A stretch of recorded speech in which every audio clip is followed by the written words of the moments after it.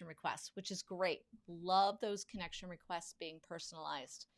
But what I have also gotten an impression of from watching and looking at some of our clients' inboxes on LinkedIn is that many of the connection requests feel kind of stilted. They feel not authentic. And so one of the things that led me to was, hey, what if we, especially in Q1, when everybody's really focused on doing outreach to new people, what if we really spent some time going in and reconnecting with our first level connections?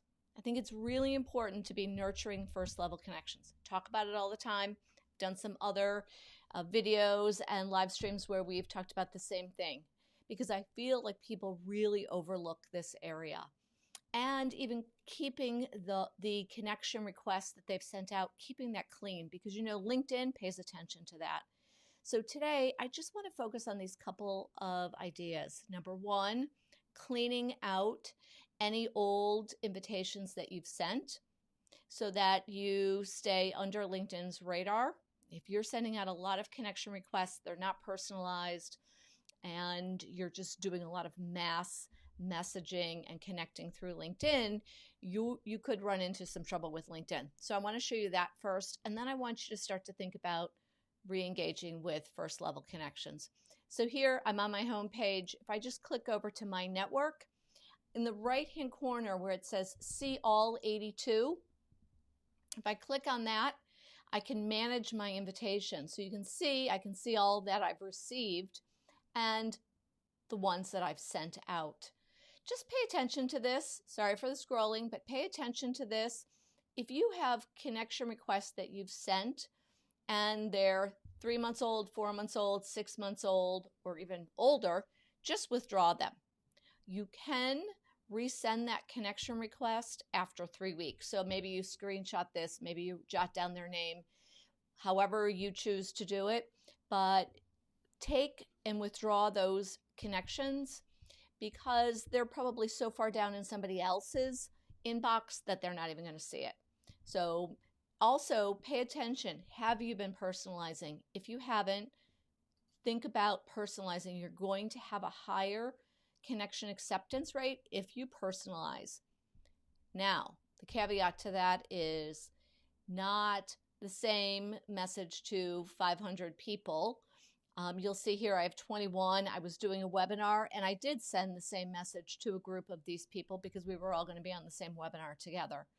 So pay attention to this area, clean it out, make sure that you're also personalizing. So now the other thing I want you to do is come back. I'm just going to come to home.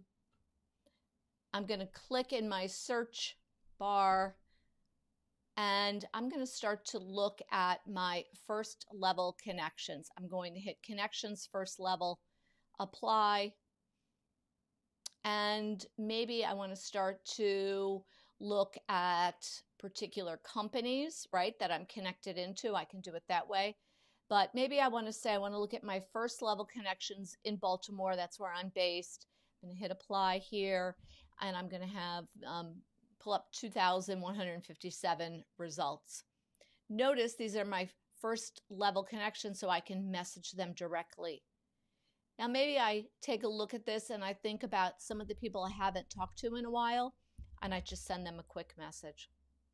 So think about looking inside your first level connections. And remember, on inside our learning platform, we really go much further in depth. We download your first level connections, show you how to sort it by position and or company, and really start to understand your network. This is just a quick way of looking at your first level connections, thinking about who they are, people you haven't talked to, and try to start to re-engage and reconnect. They're first level connections. They should be warm. If they're not, maybe that message simply is, you know what, we've connected on LinkedIn, but we've never had the opportunity to meet or talk. I'd like to change that. That's my goal for 2020. So think about how you can be creative and how you can start conversations. But this is a great place. And moving forward, be more discerning about how you connect. Connect with people where you can add value to them and they can add value to you. It's not really about connecting with the largest number of people unless that's your specific initiative, because you're recruiting, for example, and you're gathering a large network, or you're just starting in an industry and you need to connect with a lot of people in that new industry. So you might have a specific reason. However, for most of us, it's being more intentional, more dialed into who we're connecting with, and staying in touch with those people. So if you want to learn more about this, please join us on Inside. We're actually getting ready to go into our group coaching. It's the first Monday of the month. So our group coaching is 50 minutes of training. And we're going to be talking this week about profile mistakes and how to get your profile really up to speed and to start to look at your network even more in depth.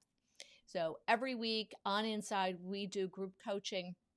And it's really for all of our members to get engaged, stay up to date, and further their LinkedIn proficiency and results. So we hope to see you on Inside. Join us at inside.interoadvisory.com. See you next week.